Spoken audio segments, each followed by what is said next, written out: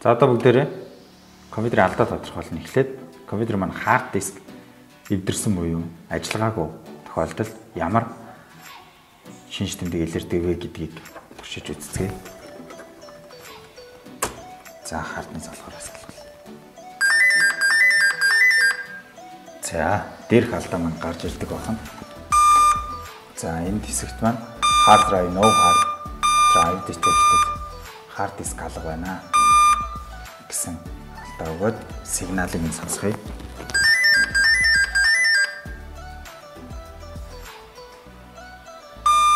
За одоо RAM маань байхгүй. Ямар одоо шинж тэмдэг илэрдэг ямар сигнал тохирдог бүгдээр харцгаая.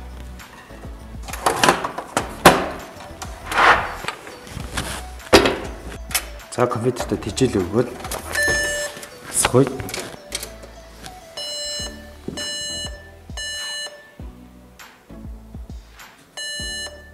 За дээрх сигнал өгч дэлгэцэн дээр маань компьютер маань дэлгэцэн дээр ямар нэгэн мэдээлэл гарч ирдэг вэ?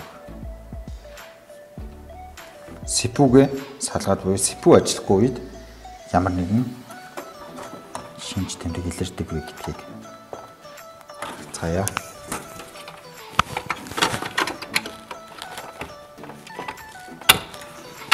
За CPU-ийнхаа хөлтийн салгал.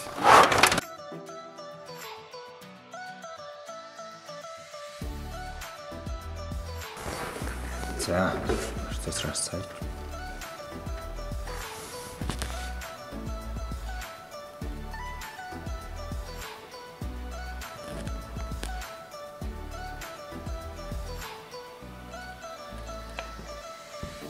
За дам удаа гарч ирж байна. Тэгэхээр анхаараарай.